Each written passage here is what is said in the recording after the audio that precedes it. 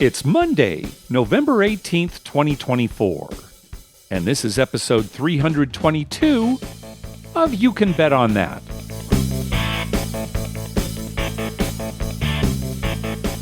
Hi, everybody. Welcome to You Can Bet on That, a podcast for the recreational gambler. I'm Mark Duvall. And I'm Dr. Mike. Dr. Mike, how are you feeling? Pretty good. Okay, right, good. Today, good. Yeah, just had a real bad sinus kind of thing. You couldn't that shake last it. time. Yeah. Couldn't shake it. Oh, I tried all day. And the next day lasted a while, but eventually went away and back to my normal stupid self. Yeah, good. So that's why we are a week late here. Through the day, you kept texting me. Oh, I don't know. Let's see. And finally, we just said, oh, no, let's just wait. Well, I just would have been so out of it. It wouldn't have worked out well. Yeah, we don't want that. So this episode's a week late, but we will release another episode next week so that we stay with our current schedule. So you got that to look forward to. I've got a lot of editing to look forward to within the next couple of weeks. But luckily, I'm taking that. You're going to have a busy week. Are you off that whole Thanksgiving week?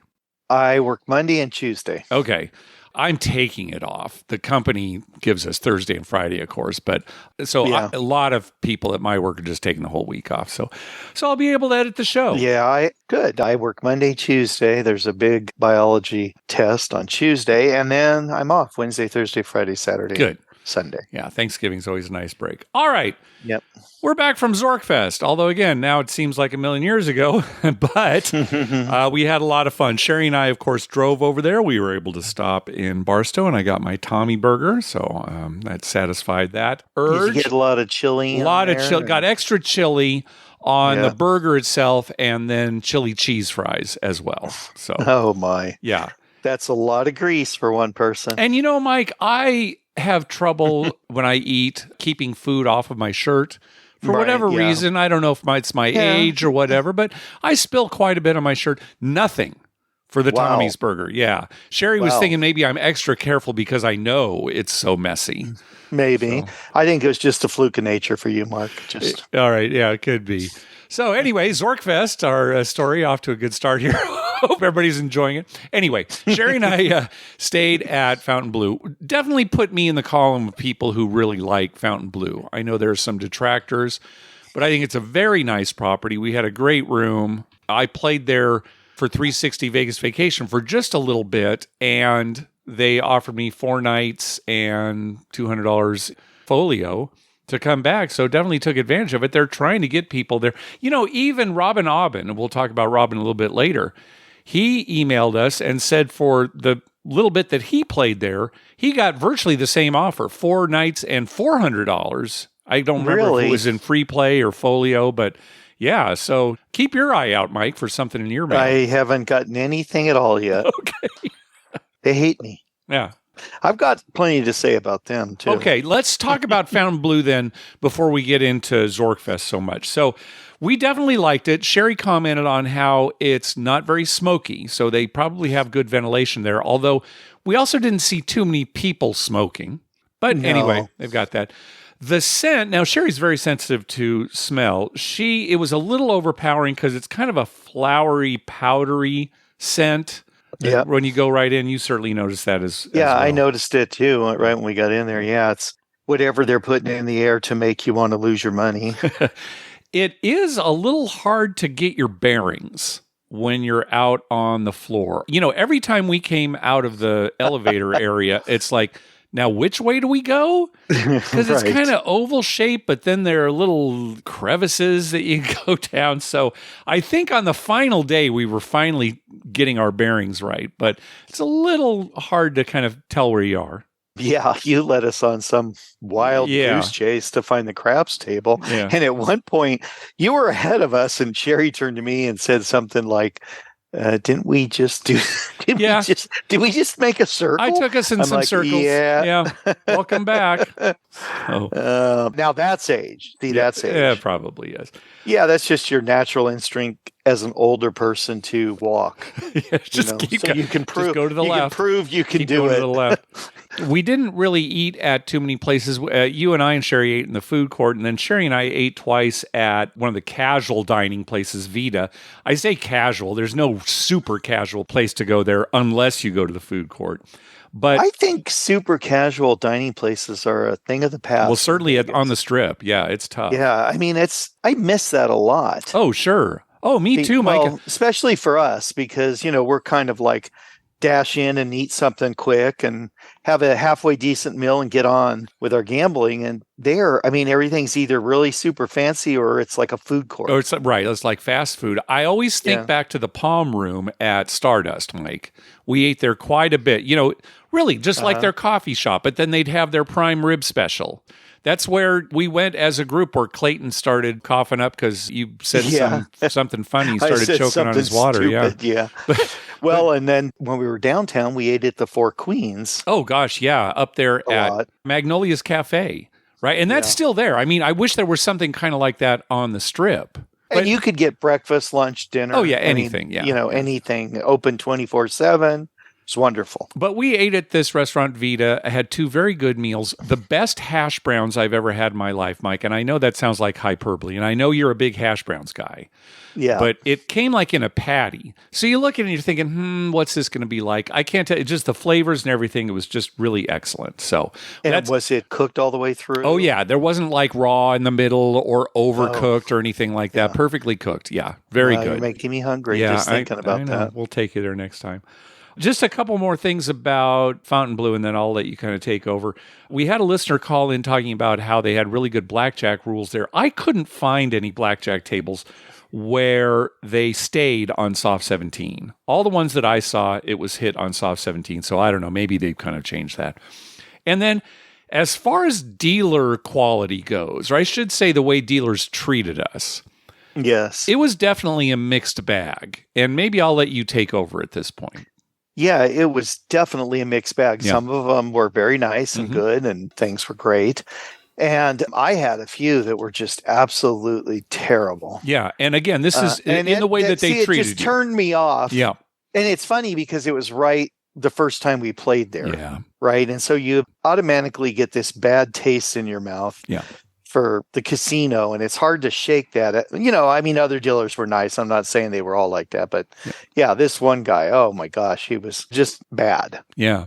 But then the flip side, Mike, remember when you played there later, like the next day or a couple of days later, there was that one pit boss who was in kind of that high limit area. Yeah, some high rollers bought in. Yeah.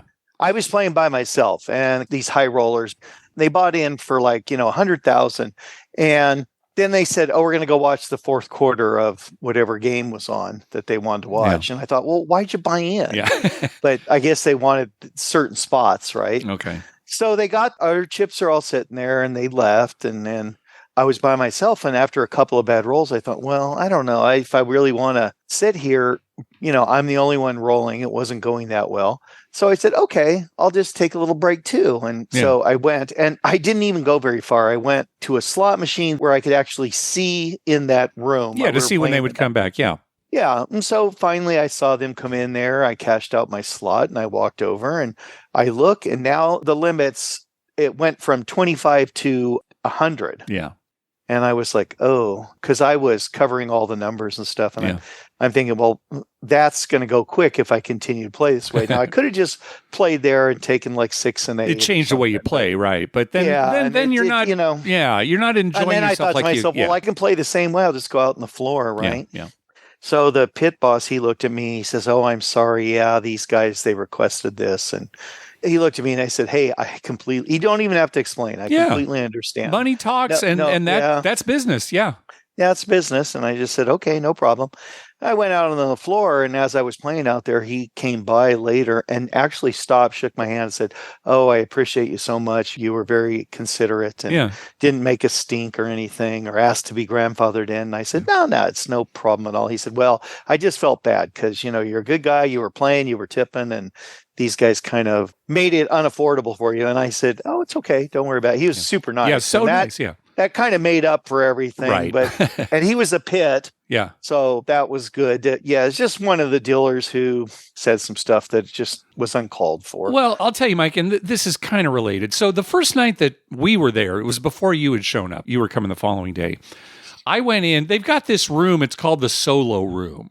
I guess it's kind of their high limit room, except there's a separate high limit room with tables and slots. They just don't have craps in the official high limit room. So they've got this room called the solo room, which is much smaller, but it has some table games, including craps, and a nice bar there. It's actually a nice place to play. Anyway, I went in there and noticed it was a crapless table.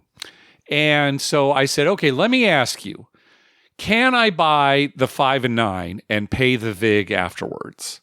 And there was some discussion. It's like, yeah. And then I said, okay, can I make buy bets for $30 and only have to pay $1 VIG? That's certainly the way it is in Biloxi. And it was the way it was at Horseshoe in Blackhawk. And I think, casinos are kind of moving this way. And they're like, yeah, $1 for 30. Yeah. It's like, great, let's play. And the pit at the time, I saw him kind of getting on a phone too, just to kind of verify this stuff. And he did, and it was nice. And it was a great crew. I had fun talking to him, had a blast, won. Very good. So 2 days later, you and Robin and I go back to that exact same table. It's a different crew. And I asked them the exact same questions. Can I buy the 5 and 9 and pay the VIG afterwards? No. And the pit had a screen that he was looking at. Nope. Buys on the 5 and 9, you got to pay the VIG up front. And it wasn't a polite no. And that's what I'm going to get to. It was kind of what a stupid question. Yeah. And that's what I'm going to get to. Then I asked the second question. Okay, for $30, will that just cost $1 VIG? No. 25 is the most, and then anything above 25, it's $2. So I'm saying, look, I was here 2 days ago, and they said yes to both of my questions. And here's what gets me. I'm not terribly upset about them having different opinions about what these hard, cold facts at the casino rules should be. Right. Fine. We hear this all the time. Different shifts. The word doesn't get out. Okay, fine. It was kind of the way they treated me. It wasn't like, oh, really? Oh, I've got to look into that. Or, oh, I'm going to find out what crew that was. It was more like, who's this guy trying to angle shoot, claiming that he was here the other day? Yeah, they just completely blew me off. Like, no, sir, this is the way it is. They didn't say that, but the tone is like, this is the way it is. This is the way it's always been. What are you trying to pull here? Well, it was kind of an indignant tone, like, hey, come on, you're wasting our time. Yeah, right. It was. And he made no phone call or text with anybody. I don't know. Again, the 2 nights before the guy got on the phone, when we were there, the guy was looking at a screen. We didn't see the screen, but he's supposedly reading from the screen. No, 5 and 9, you pay the VIG up front, $25 a max for $1 VIG. Anyway, and that was the first session that you had at Fontainebleau. So that's one of the reasons it left a bad taste in your mouth. To begin with there. So, right. Yeah. It's just kind of bad customer service.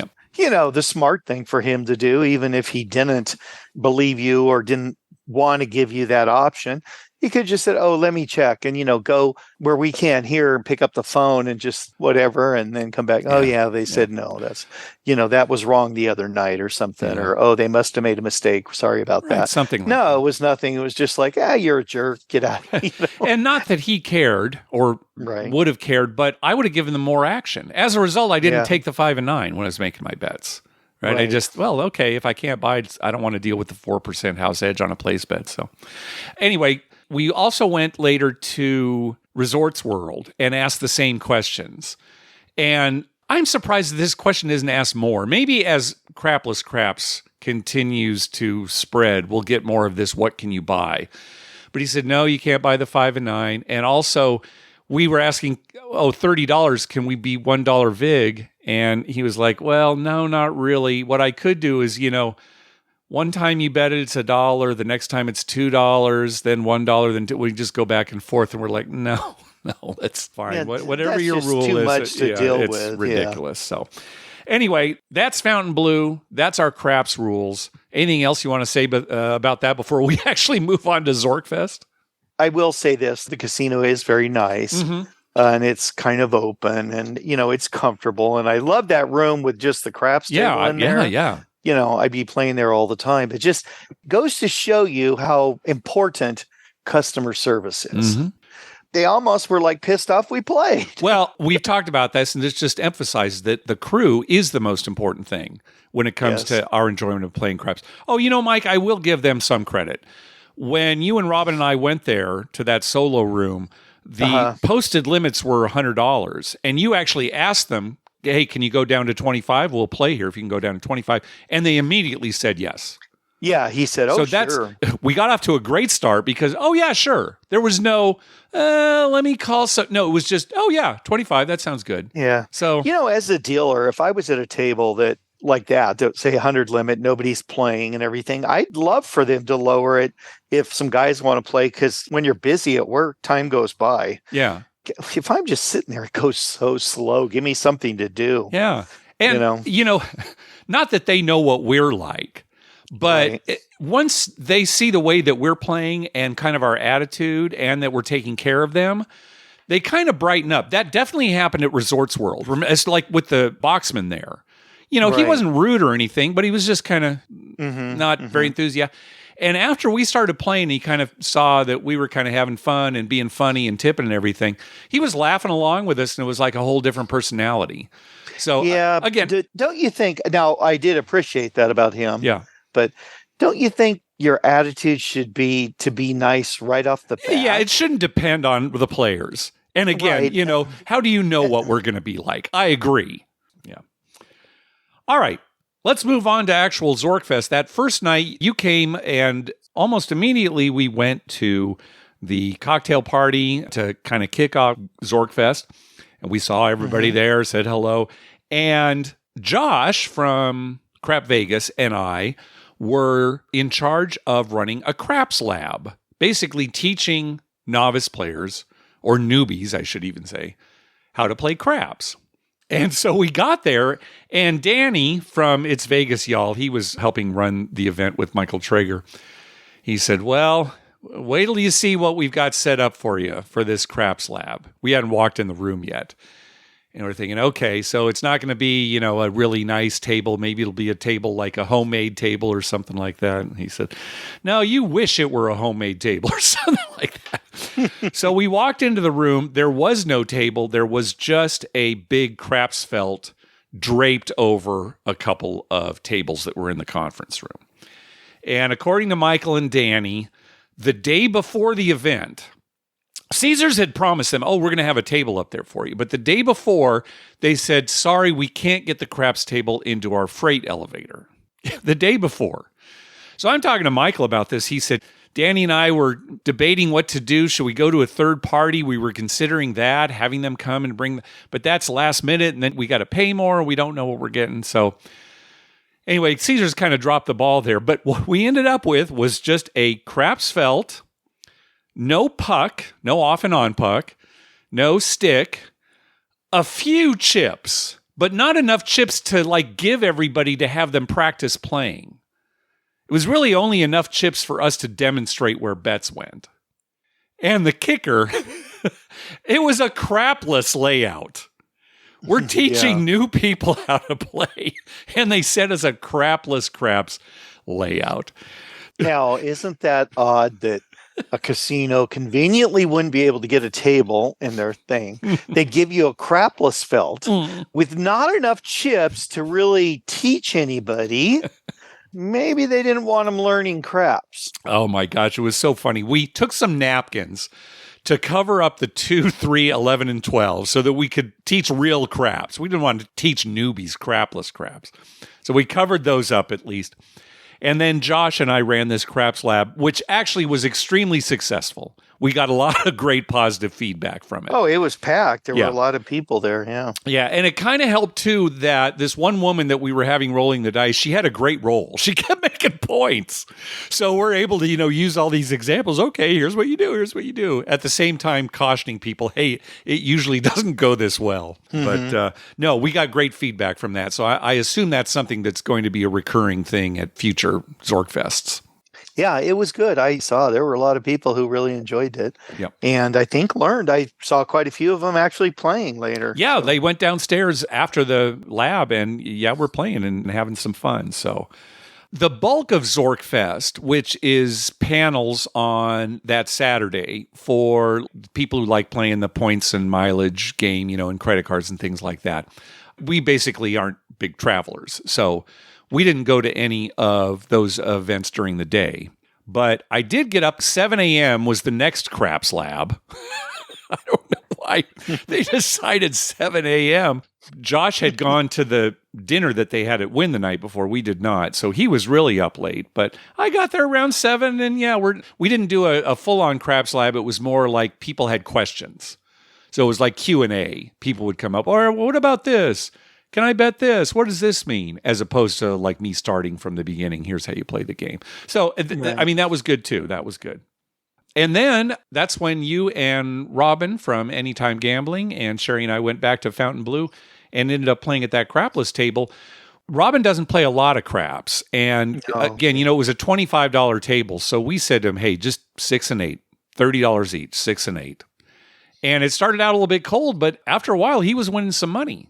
Yeah, and then that turned around again, too. Yeah, it did. We ended up losing. But he followed up. He had a great time playing that and, got a sense of how you can kind of still be a low roller but play at these higher limits. So, and then that night, you and I took part in the Podcasters After Dark panel. Danny ran it. And the panel included Sonia, his partner from It's Vegas, Y'all, and Karen from 360 Vegas, Josh from Crap Vegas, and Adam Bauer, and you and I. So again, that's always fun to, it's kind of a light-hearted kind of a conversation, and we have fun, and they gave us free drinks. So yeah, that was good. Yeah, it's, those are usually pretty 60% serious, 40% kind of funny. Yeah. Danny had some good questions for us. I'm going to contact, I think it'd be nice if we did more Q&A, had a little more time for Q&A, because it seems like there were people in the audience who still had questions even when we were finishing up. And I kind of like that. I know that it's nice to have Danny give us questions ahead of time so that we can look at them and think about. But people in the audience always have really good questions. So yeah, and that's what people want to hear, really, I guess, too, right? Yeah. Not too much more to say about ZorkFest. Of course, we saw, a bunch of people. I'm going to forget everybody. Saw Patrick. We haven't seen him in a long time. Melanie, of course. Melanie is so great. I mean, just fantastic. Great to see her. You know what's again. Great about Melanie? She's always upbeat. Oh gosh, she's the most positive person I've ever met in my life. Yeah. I know. Yeah, she's just always so great. Upbeat. Yeah, and that just you just feel good when she's there because she's so upbeat, and that's not a lot you get in a casino, really. No, we talked about it, right? A lot of people seem to be mad that they're there. So right, yeah. What the hell am I doing here? And she's the exact opposite. Like, this is the greatest thing ever. We did have coffee dice on that last day, Sunday morning. It's funny, if you listen to Crap Vegas, I wasn't there early enough, but Josh got there and went up to the pit that was working there. Yeah, we've got a table reserved. And she's like, you do? I would have been surprised if they would have known. Okay. But she did look at her sheet and she said, I've got 2 crews coming in at 8 o'clock I don't normally have. So at least somebody was ready for us. And they ended up having 2 tables available for us. So that actually worked out great. Which was awesome. Yeah. So everybody, I think, who wanted pretty much got a seat. Agreed. Now, you and I were on a crapless table. Apparently, they tried to open 2 crapless tables for us. And that was the original intent. They were both going to be crapless. Come on. So Josh at least said, can we make one of them, regular? And I said, okay. So that was good. So we're at the crapless table and the other guys are at the regular craps table. And we're kind of yelling back and forth, giving each other a hard time. They definitely were having better luck than we were. So we were like booing them. And yeah, we had no good rolls. You had a good roll and that was it.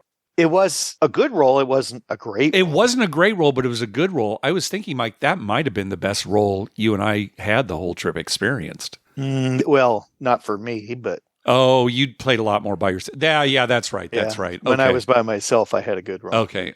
Well, for me, that's the best roll Yeah. I saw all week. Yeah. Well, for us together, that was probably the best roll. Yeah. And then Sherry and I, we went over to take a look at the Bellagio Conservatory. That's always great. It had a fall theme going. I imagine they're going to be getting Christmas ready here soon. That's always a really good one. And Sherry and I that last day finally ate at Peppermill. We'd never been to Peppermill before. It's on the Strip right there. It's old Vegas. You go in, it's kind of got like a foresty, jungly theme to it inside, kind of kitschy. A lot of fun. Not cheap. You know, you think, oh, Peppermill, yeah, it's old Vegas. It's not like we're talking about where you go in its old coffee shop. It's pretty expensive for what you get, but you can't beat the experience. Well, nothing's really inexpensive anymore. Certainly on the Strip. If you want the Vegas experience, yeah, Strip, even downtown. But if you just want a gambling experience where you're getting some good gambling and good food, etc., for your money, yeah, probably off Strip, local places. And there are a lot of them. There's a lot of places, and with good values and cheaper food, and and a lot of them have great amenities too. I mean, it's true. They're just not on the Strip. Yeah. Mike, I was kind of laughing because either last episode or 2 episodes ago, we were saying, oh gosh, Mike, when's the last time you went to Vegas? Oh, it's been so long. Oh my gosh. And while it's true that the two of us together haven't been to Vegas a long time, you went just a couple months ago with your wife and daughter. Right. Completely forgot. It's funny. I completely forgot about that because you weren't there. It was like, that was it. I mean, I was gambling by myself. None of them, my daughter's too young and my wife really not into it. She stayed with the kids and it just didn't seem like a regular Vegas trip. I understand. Well, thank you. That makes sense. And it was just overnight too. So, yeah. So I'm not counting that in my list of Vegas trips, which I have no number what that is. All right. Very good. I always laugh. People say, "Yeah, this is my 14th trip, and this is my." And I know what yours are because you log them all, but I have no idea. Yeah. What would you say I'm at? Oh gosh, there was that period there where you were going constantly, so you you may be close to 150. Yeah, I'd say at least that. Yeah. That's 149 bad ones, Mark. Anything else about the trip? No, had a really good time. Yeah. I enjoyed myself. So. Yeah. I think if you're into the points and miles and that stuff, it's probably really good. Yeah. Although I did hear a few grumblings from people about. Yeah, I did too. And I was encouraging people who had issues to contact Michael because he certainly wants to hear feedback, good or bad. And he's very, to improve it next very year. approachable. I mean, he's the kind of guy that would take your feedback and say, oh, okay, let me think about that. What can we do better? Yeah. So, if you had any issues with that. Now, for us, it's about the gambling and also seeing people that, we haven't seen in a while. Right. We basically attend ZorkFest because Michael invites us to participate in the gambling aspect, like this Craps Lab, like Podcasters After Dark, even though we are really not into the points and miles, that kind of thing. Well, for me, my plane trips are like going to San Diego and, occasionally my wife and I will travel somewhere, but it's not like a regular thing. And any trips that involve gambling, the casino will usually cover that. Yeah. So we don't have really a need for that. Now, when I'm an old man someday, Mark, maybe I'll travel more, but no, I don't think so. I really don't either. I just said that for comic good relief. For you. And then ZorkFest next year, I think it's going to be the beginning of December, Las Vegas again. So good. Yeah, that's a good week, actually. It is. That's rodeo time. It's like right before the rodeo. I think that's when he's going to do it. Oh, so you should be able to get pretty good rates. It's a little slower. Once the rodeo comes into town, then the rates being there when the rodeo's in town is the best. That's always fun too. Yeah. There's so many cowboys sitting at a table with their big hats. Yep. laughing it up. That actually is a very fun group of people. It is. And my experience with them has been, they've just been nothing but gracious and fun and fun and nice. My dad loved that. Yeah. He would always talk about, remember the Cowboys, because they're talking to, him, he was talking to them like crazy and they were talking back and laughing and buying drinks for each other and stuff. It was just a great time. So if you have never done that, it's a good time to go to Vegas. And if you like rodeos, the rodeo's really good. Yep. All right. That was ZorkFest. We definitely had a good time, although not profitable by any means. Oh, we got an email from listener Mike. He hit a royal flush the other week and got a W2G. It looks like it was maybe for around 8,000, something like that. But he was wondering what gamblers should do to keep track of gambling wins and losses when it comes to filing taxes. What does the IRS expect? And yes, in virtually every case, if you have lost more money than you have won, then you can deduct those losings up to the amount that you won as part of your tax filing. Now, what does the IRS want to see in terms of how much you've won and lost? In the past, we've heard they want a handwritten diary of all of your sessions. So you keep track of where you played, the game that you played, how much you won or lost. And you do that for every session. And a session, again, would be not just a location, but also the type of game you played, that kind of thing. I think the time. In this day and age where people aren't writing things down anymore, they're putting it on their phone or in spreadsheets, the IRS probably would accept an electronic version. And again, we're not lawyers, we're not tax attorneys, but they probably would accept that, keeping in mind that they can also check electronic files to see like when they were created, when they were last updated, things like that. Right. That's you can't just do it the day before. Right. So that was really what Mike was asking was, what do I keep track of and how do I do it? So we would recommend doing it handwritten still, since that's what apparently the IRS likes, but just every session, how much you won and lost.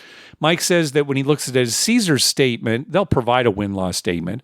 He's always a loser, but again, those statements are not terribly accurate unless you are playing slots. Then they can be pretty accurate. But if you've got table games in there, they're way inaccurate. We can attest to that. Yeah, and that's because you can walk away from a table. I mean, I can't tell you how many times somebody's walked away and the dealer turns to the boxman and the boxman says, what do you leave with? And the dealer's like, I wasn't paying that much. I don't know, a couple hundred, something like that, right? Yeah. So they're not very accurate at all. Yeah.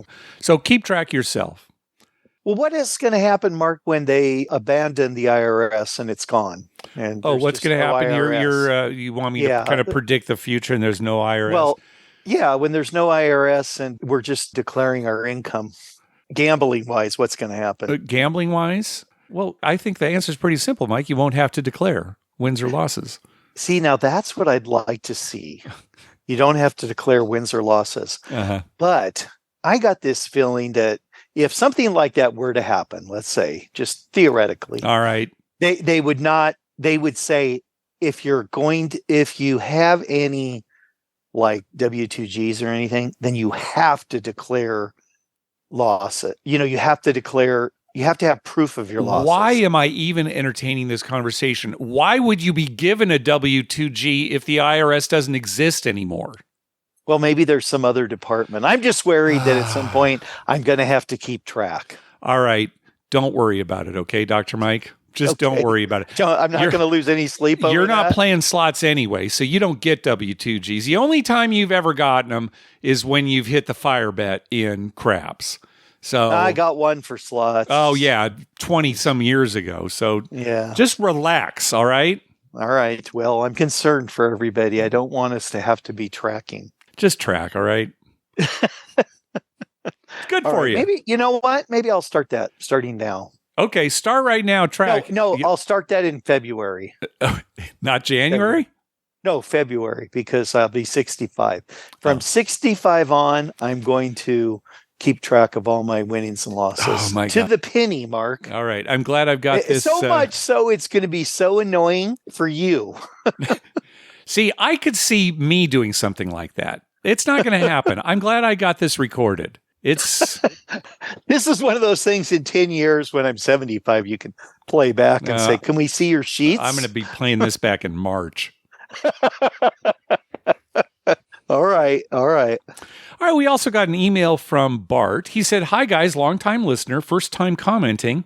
I've heard rumors that there is a Quadruple-zero roulette table at the Marina Bay Sands in Singapore. Talked to a pit boss today, and she told me that they had it for a short time, but it's gone now. Currently, they have no plans to bring it back, so apparently we avoided the fourth zero roulette table for now. She didn't tell me anything about the success of it. Love your show. Keep up the good work, Bart." So they're trying. Now, if the fourth zero paid more. Okay.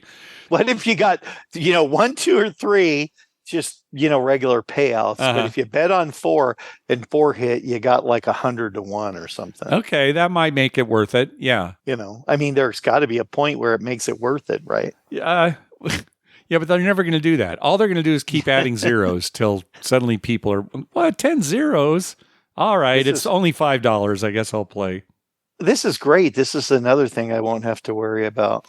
More zeros showing up on roulette wheels. Yeah, this podcast has really lightened the burden on me.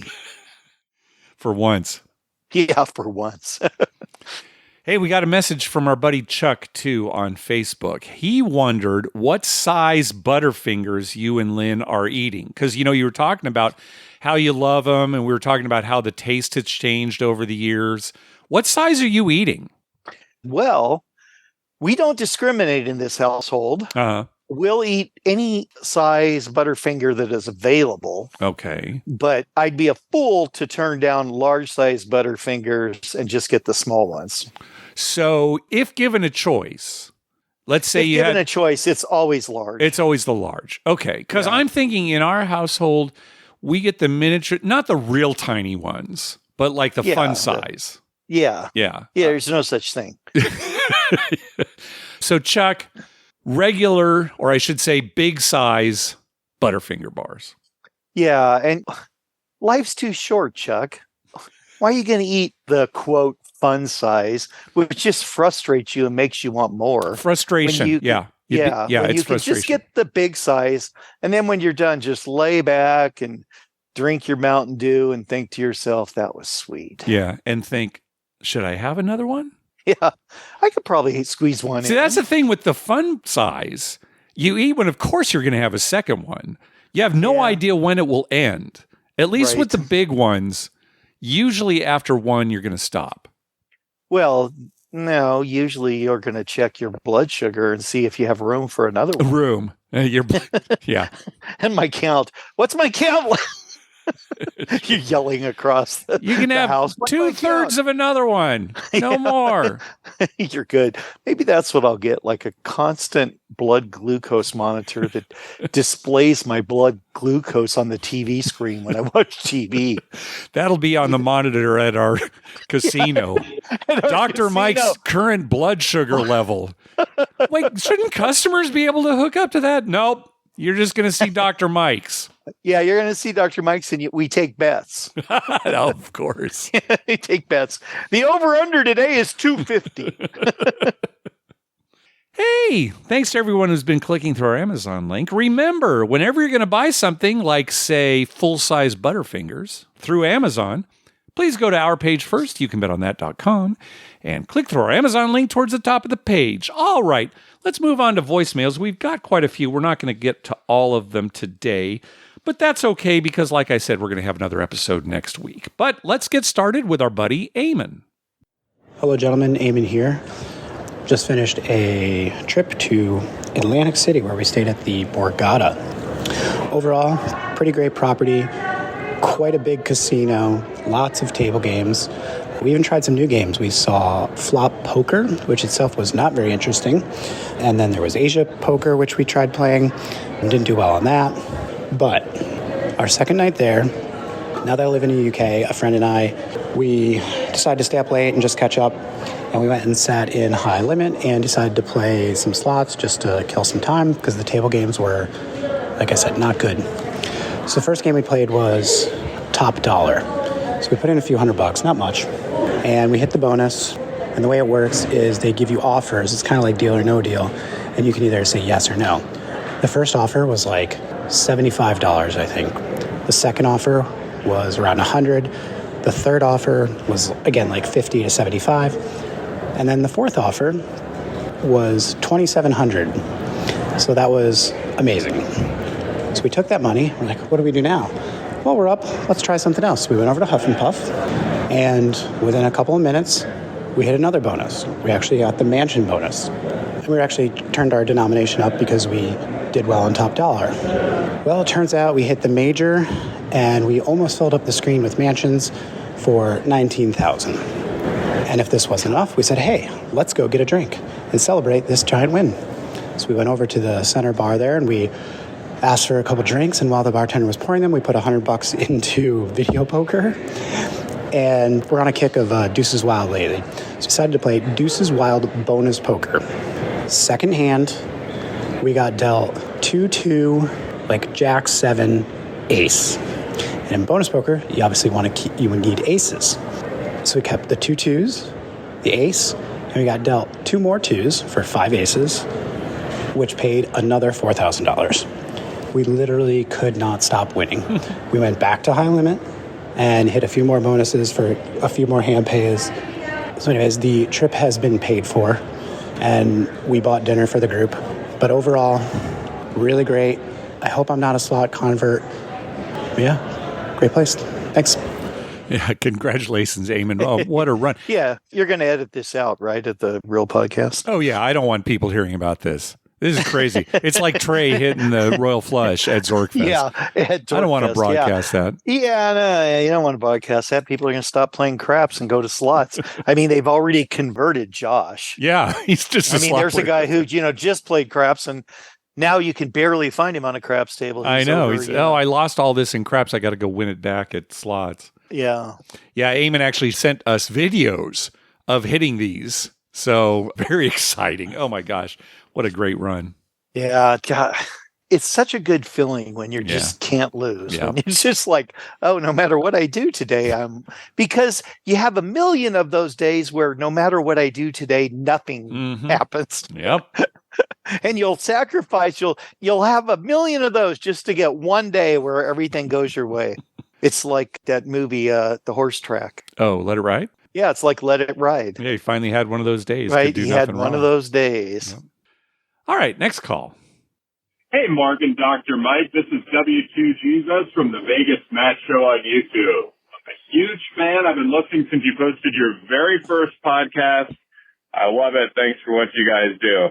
On the last episode, you talked a little bit about ADT and how that can affect your offers. If you go in there and don't play much, your offers go down. Nobody wants that. I thought I'd expand on that a little bit because I've spent a lot of time in casinos. For the most part, what you said is correct. You don't want to go in and just play a very little bit because that will trip you and bring your offers down a little bit. And when I say trip you, what I mean is they will count that day as a day of gaming. And you typically don't want to do that unless you're going to play as you normally would or bigger. But there are a couple things you can do with your card and use your benefits that will typically not trip you. For example, on the Las Vegas Strip, a lot of the casinos charge for parking. If you've got a high status card that they'll comp parking for you, I would go ahead and do that. Same thing goes with valet. That typically won't trip you. What will trip you is using a marketing offer. For example, they sent you a coupon for $100 at the steakhouse during the month of September. I would not go in and use that if I wasn't going to gamble. Same thing with free play or gifts. Come on in and get this cast iron skillet. I wouldn't do any of that if I wasn't going to gamble. What I would be willing to do, I would be willing to spend my points at the casino. If you're staying at Bellagio and your friends are meeting up at Caesar's Palace and you have points that you want to use to spend for that dinner or comp dollars, that's generally fine. The distinction between the two is the marketing offer. They typically do not view that as something they've sent you as a reward for previous play. They look at that as something they've sent you as an incentive to play again. So yeah, don't gamble, don't earn a point, Don't use a marketing offer. Don't download free play, but feel free to spend your points or comp dollars, although I probably would not download my points into a slot machine and play them that way. They'll be there. Just use them next time. Go ahead. Feel free to use your card for parking or valet, too. Anyways, appreciate you guys. No Sandos.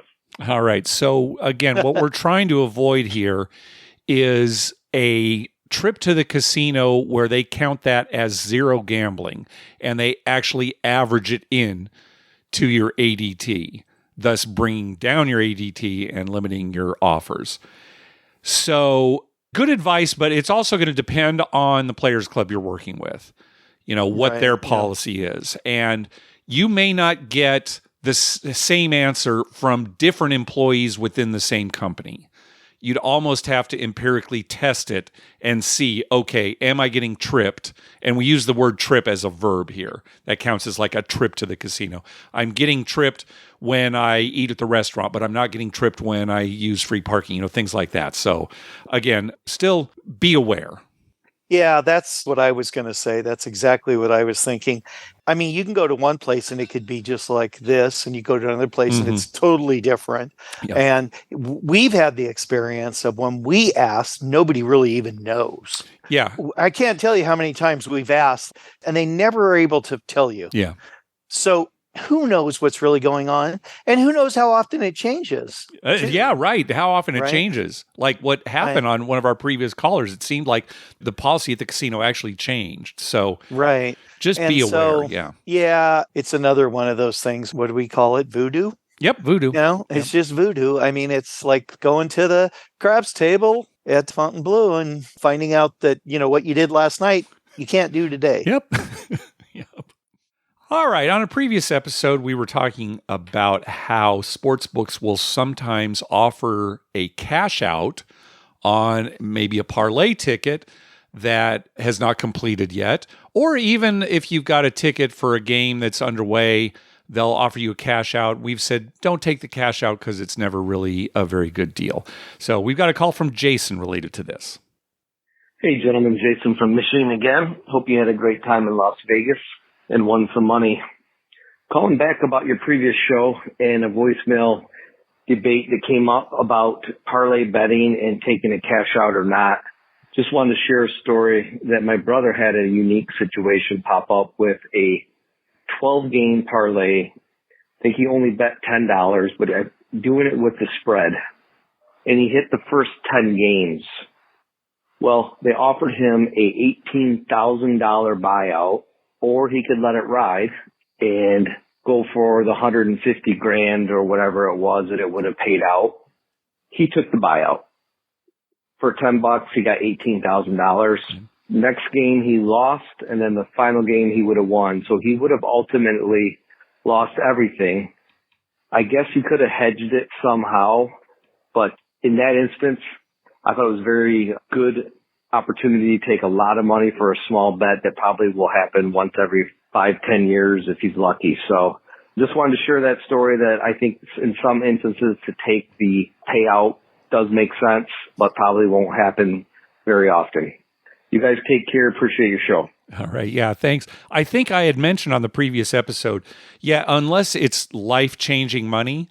But I would have taken this 18,000 on 10. I would have taken that if they'd offered it to me. Sure.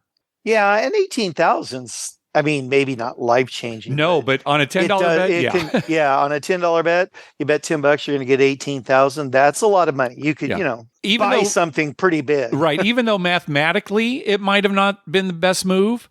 It's $18,000. And the whole discussion came up about house money versus your money. I was saying, it's not really your money. This kind of blurs the line when it's that much money. So, right. Yeah. Right. There is a point where the line gets very, now let's say they offered him 5,000. Yeah. Then it'd be like, no. You'd really have to think about it. Yeah. I think it would, I wouldn't have taken that one, but yeah. Yeah.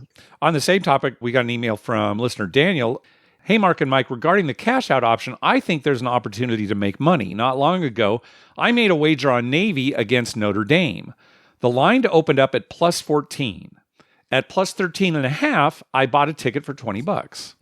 After the first day, it went down to plus 11.5. My ticket gained value, and they offered me more to cash out. It wasn't much, maybe $1 or $2, but there is an opportunity to make money before the game even starts. And I'll stop right there that, yes, there's opportunity to make money. However, they're not giving you mathematically a very good deal. I'm not saying you shouldn't take it. Just be aware that they're not going to give you what the ticket is actually worth in a situation like that. Well, the casino's never going to offer you what it's worth or more, right? They're going to just say, take this or not. They're prying on your sense of, well, it might lose. I'll just take this anyway. Yeah. Would it be worth it for a couple of bucks? No way. Yeah. Would it be worth it for, 5,000, 10,000? Well, maybe. Yep. Continuing here, also, you can cash out when you're ahead. They don't offer a great price, but it can be useful in some situations. If you're winning big early, you can take a profit without sweating the rest of the game. In this last Thursday night football game, the Rams were up 7 late in the fourth quarter. My line was Rams -3. I could have taken a $16 profit on a $20 bet. Instead, I chickened out. I don't know if that's the right phrase, but okay. Right. And the Seahawks tied the game, sending it into overtime. It ended up working out in the end, but it took an unlikely pass from Stafford. Thanks for the podcast. So again, the opportunities are definitely there. Mathematically, they're not. So definitely consider that when you're making the decision. Yeah, this all boils down to what kind of person you are. Well, and how much money it is too. Yeah, and how much money it is. Yeah. But I mean, honestly, some people like me, I would just go for it, right? And not have a big problem if I lost it. Yes, if you're talking about small I would amounts think of it as my investment was $10. Yeah. Oh, yeah.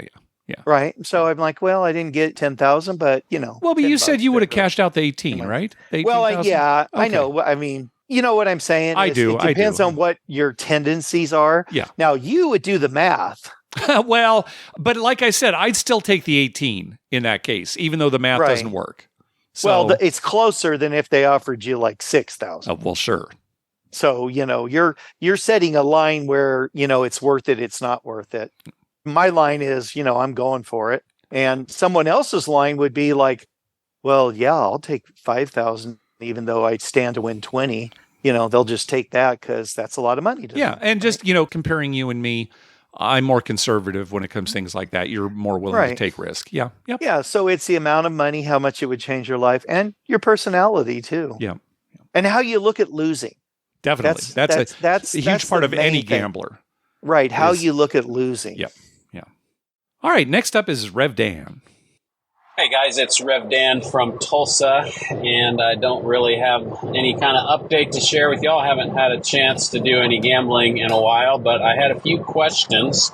Your most recent episode, you had a caller talking about trying to walk away from the craps table with chips, and the pit boss was, requiring him to color up or turn his, black chips over, and Mark said something about, well, the chips belong to the casino. And I just wonder if you could say more about that, because to me, it seems like a transaction. If I give you $100 at the cage and you give me 20 reds, it seems almost as if I've just purchased those reds and I can do whatever I want with them. I can walk out the door, or as he said, throw them out the window. So is that true? Do they actually belong to the casino? Can they at any time come up and demand them back? Yeah, so would love to know exactly what you mean by that. You all talk fairly regularly, not in detail, but just about some of the sports wagering you all do. And it sounds like you have maybe an account that you each, put a certain amount of money in, and y'all place bets on a regular basis. I'd just be curious to hear a little bit more about that. Do y'all have a certain amount of money you put in each season? Is there a certain amount of money you bet each game, or is it all based on feel? We really feel great about the Padres tonight, and so we're going to bet $100 instead of $25. Just curious what kind of system you all might have when it comes to sports wagering. Love the show and can't wait to hear all about ZorkFest. You all have a great week. All right. Thanks. Thank you. Yeah, we use an offshore book, Bovada, to make our sports bets. And again, gray area as far as the legality goes there. It's certainly not as illegal as a bookie that you contact, or is it? I don't know. Anyway, but that's what we use.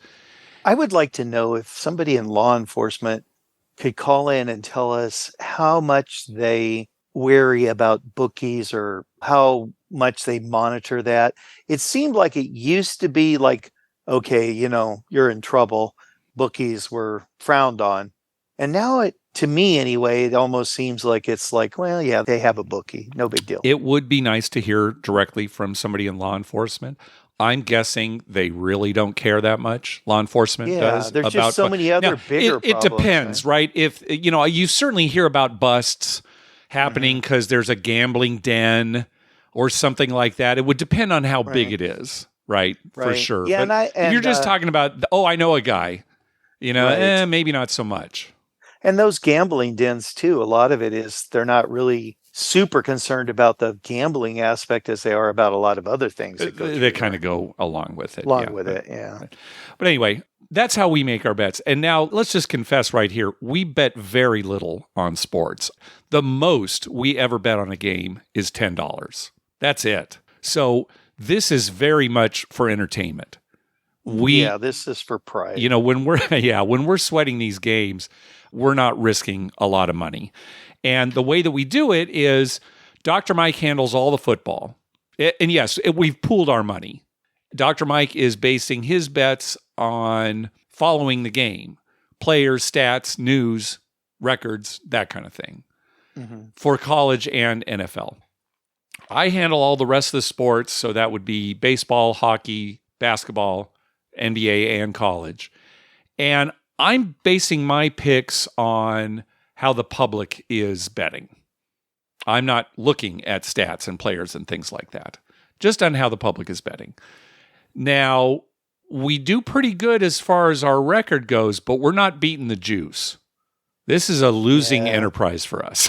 It's more for fun and pride of having, when we have really good days. Yes, yeah. And then, most days we're either up a little or down a little, but it's certainly not something, we would say we could make a living at. No. And we're never saying, oh, you know what? This game I'm really confident on. Let's bet a little bit more. We just don't do that because we actually bet quite a few games for just a little bit of money. Yeah. Yeah. What do we have today? How many games? We've got 85 wagers today. 85 because it's Saturday. Yeah. So college football, college basketball. So it shows you how much we're betting. Right. But again, most of those bets, it's like $5. So. Well, yeah, like probably average more like $6. Well, because sometimes, we're betting the favorites. But when I say the most we bet is $10, that's because we might be betting the side and the total, $5 each. So. Yeah, and that's one nice thing about it is, we can look back. Mark keeps track of everything, thank God, because then he can tell me at the end of the season how I did in college football or how I did in the NFL or whatever. And to be honest, win-loss wise, we do pretty good. Win-loss wise, we do. We just can't beat the juice. Yep. It's just the juice that kills us every time. Now, if we were more likely to say, well, I have more confidence in this game, bet higher on this one, maybe that would make a difference as far as juice goes. Yeah. But we're not in it. We don't spend a lot of time on it. Yeah. So when I make our picks for football, I look up some stats on teams, offensively, defensively, who they're playing, who they beat, stuff like that. And it really only takes me maybe an hour. Yeah. So not putting a ton of time into that. Yeah. All right. Now, your question, do chips really belong to the casino? Yes, they do. I'm going to post a link to a really good article at Anthony Curtis's Las Vegas Advisor where it discusses all this. But I'm also going to read from the Nevada State Gaming Control Board's regulation that they reference in this article as well. Chips and tokens are solely representatives of value, which evidence a debt owed to their custodian by the licensee that issued them and are not the property of anyone other than that licensee. Okay, so that's a lot of legalese. But basically what it's saying is, well, in Rev Dan's example, when you give $100 and they give you 20 $5 chips, you're not buying those chips. Instead, they're giving you 20 IOUs for $5 each. Right. Think of it that way. It's like an IOU, and that's how that's represented is by this chip. It's like when you go to a fast food place and they give you your food in one of those little plastic baskets, Yeah. you're not supposed to keep the basket, right? You have to turn it back in unless you accidentally throw it away with your trash. All right. But you're supposed to leave that because it is property of the restaurant. Okay. Yeah. That's how I think about it. If that helps you, okay. I'm not terribly comfortable with that analogy, but okay. Well, it's similar, right? I mean, they're loaning you the basket to make it a little easier to carry your food to the table. Yeah, but you don't take it back to them and they give you 5 cents or something. No, but you should return it, All right, right? yes, I mean, it's a unwritten contract that you have with the fast food. They want their basket back. That's why I always throw mine away. What's interesting, though, I'm sticking it to them. Yeah, I'm moving on. What's interesting about the way the law is written, and you look and think, well, so what if I take it home? What if I keep it as a souvenir? Technically, that's not legal. But, they don't care. The casino kind of likes it when you buy chips from them, especially if it's, more than $1 chip. But under the strict letter of the law, you shouldn't be able to do that. You shouldn't even be able to tip your cocktail waitress with a chip because that's not its intended use. I could go on and on again. I'm not a lawyer, so I don't want to get into that part of it. But bottom line, these chips belong to the casinos. That's why I've been keeping names and dates of everybody who's told me they collect chips. Oh, good. So you're going to rat on them eventually. Well, I'm going to hold it over their head. When the congressional hearings come out and they call When you as a witness, you're going to name names. Give me $100. Otherwise, I'm adding your name to the list of potential chip stealers. Oh, hey, I came back with some Fountain Blue chips. I didn't realize they were in my pocket. I broke the law, I guess. Yeah.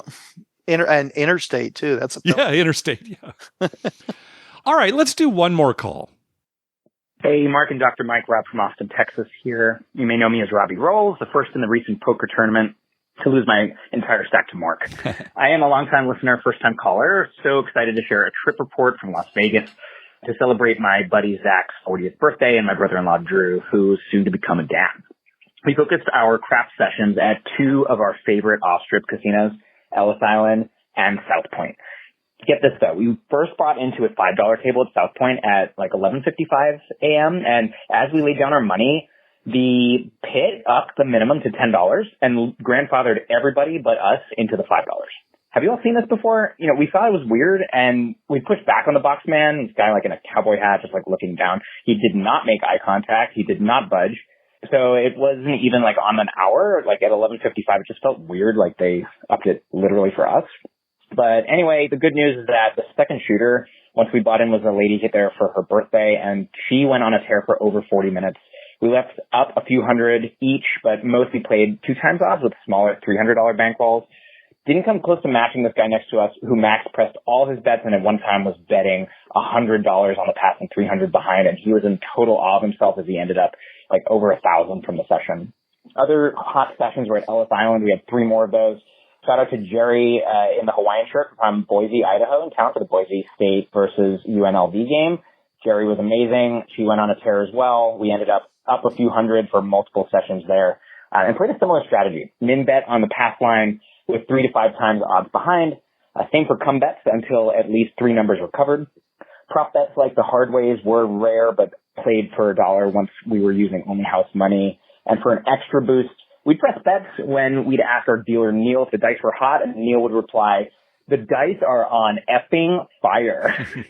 We love Neil. But no matter where you play, just want to remind everyone, tip your dealers.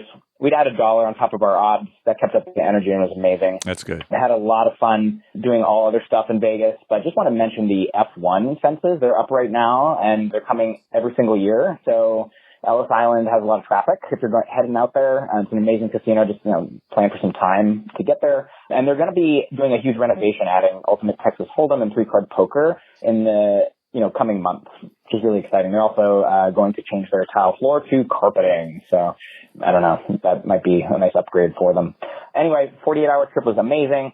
We got in 4 profitable craft sessions, 8 casinos we visited, had 2 poker runs, won 3 mini jackpots on slots, and embarrassingly even negotiated with casino management to get $20 repaid from a broken bubble craps machine. So many more stories for you, but I myself walked away up over $1,000. Got cut off there. Well, good. A good successful trip for you there, sounds like Rob. a good trip. He's talking about tipping your dealers and stuff. Yeah. And I always do. And I'm going to go back here to earlier in the episode when we talked about Fontainebleau. Yeah. So even when I start a session without having won or lost anything, I'm on the line for the dealers or I'm placing them on the point or something. So that's what I was doing. And then when it got to where I was down to my last little bit of my buy-in, I didn't put a bet out. And the stick man said to the dealer in front of me, I guess he doesn't like you anymore. Yeah, that was bad. And that's what got me upset. And we left, but if we had stayed, I wouldn't have tipped him anymore. That's uncalled for. Yeah, it really is. You don't. Not that I don't like you anymore. It's just that I'm out of money. Yeah, right. You get to that point. Don't why you think I deserve why to win say a that little? to somebody? I mean, of course you hear it. It's not like he's talking directly to you, but he's standing next to me. he knows you can hear it. Right. Right. Yeah, I mean, that's just not thinking. Why would you do that? Biting the hand that feeds you, basically. Yeah. Right. And that just left a terrible taste in my mouth, almost like saying, F you, we don't need your tips. Yeah. Right. I was like, okay. But you still agree with Rob, tip your dealers, Dr. Mike? Yeah. Oh, yeah. Well, and the very next table, I start the same way tipping. I'm not going to let that one jerk. Yeah. But, that's the kind of thing that runs people away from casinos. Yeah. And I don't know if the pit boss heard it, maybe he wasn't paying attention, but if I was a pit boss and I heard something like that, when break time came, I'd take that guy off to the side and explain to him why we don't do that. Yeah. And then I'd probably fire him right there. Wow. You're a tough boss, Dr. Mike.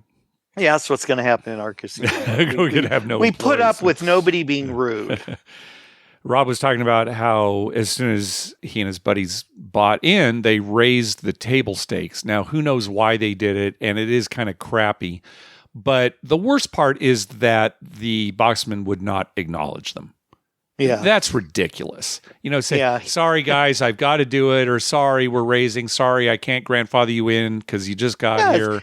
It's the same thing. It takes like 2 seconds to be courteous and just say, sorry, that's a casino rule.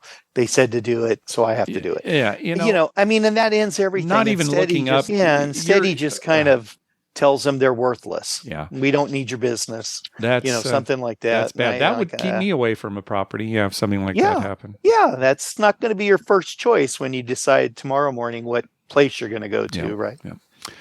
And then Rob was talking about, F1, all those structures are up. That definitely affected us while we were there. Trying with all the traffic and everything. Even Siri didn't know that certain roads were closed as a result and would take us certain ways, and then suddenly we'd have to backtrack. So, it's a cluster. I brought up that now. point to you in the car, right? Yeah. Do you think it's worth it? You're going to get some different opinions, and certainly a lot of local businesses do not like it. Some of the high-end places like Wynn, they love it because it just means more money for them. But, I mean, I will admit I like watching it on TV. But is it worth it? Yeah, very good question. That's coming up this Saturday, actually, at around 10 o'clock local Las Vegas time. That's 10 p.m. this Saturday, November 23rd. So that'll be about midnight your time, about 1 a.m. Eastern time. So enjoy. I mean, I know there's plenty of lights and stuff. When I watch that on TV, I like to see it in daylight. Oh, yeah. Well, they're catering to a European crowd more than anything else, right? Right, right. Yeah, in Europe, nothing gets going until 9 at night. Yeah. Well, it's not that. It's that in Europe, they can watch it during the day. Right. Yeah. I understand that. But I'm just saying, and Europeans do. They're more night people than Americans. Okay, but again... No, I mean, they wouldn't mind watching it at night, even if they're watching it in the day. I think they prefer the night. It's like a night. They have a nightlife in Europe that we don't have in America. I mean, in Greece, you don't even go out to eat dinner until about 8:30. Oh, like the late, yeah. They eat and then they go to the clubs after that. Okay, right. Uh-huh. Here, people are going early, and there they go later, and the clubs close later. Things like that. There's more of a nightlife and less of a get up early kind of feel. Okay, you've opened my eyes, Dr. Mike. Yes, well, check it out. It's true. All right.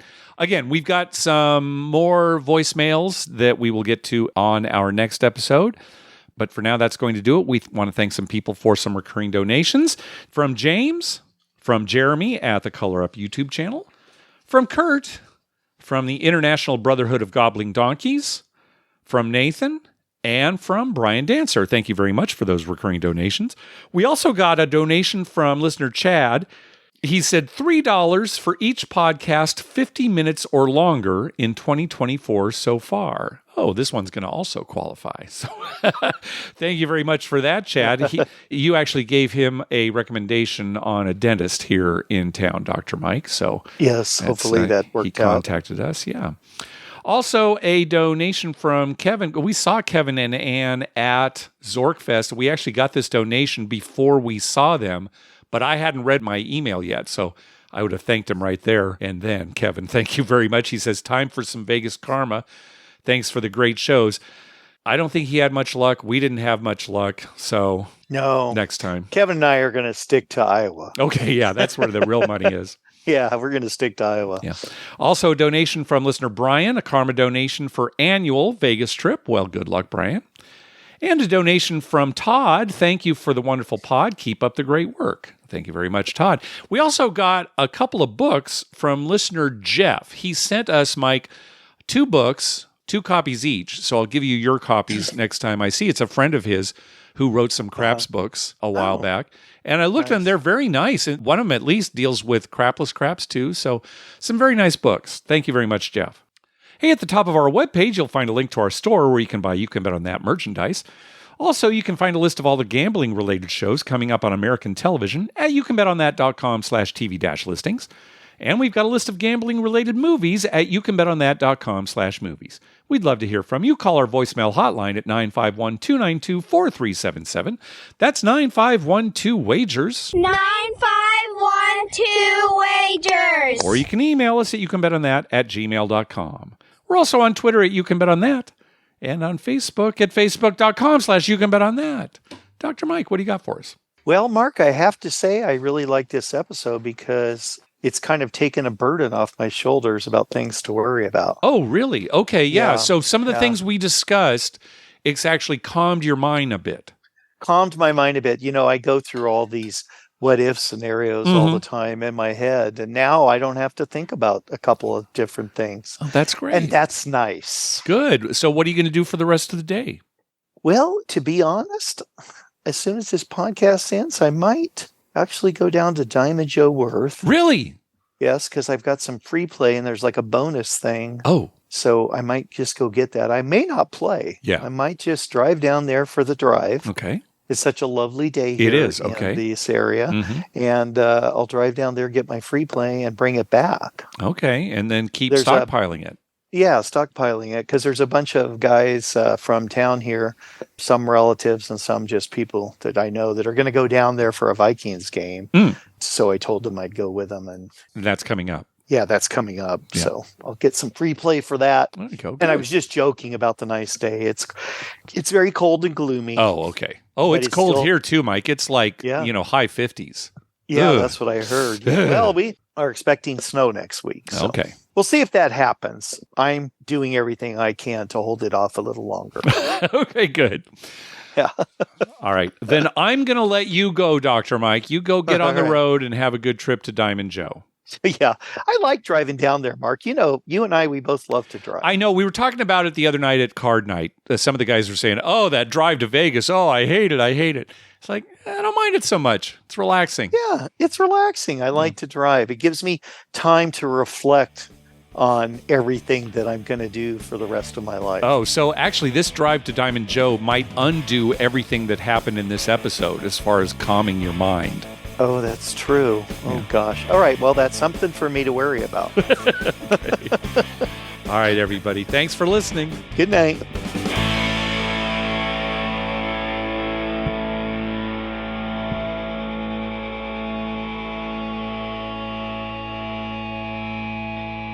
Come on, my card only has a 1 in 52 chance of getting picked anyway. How did you know that?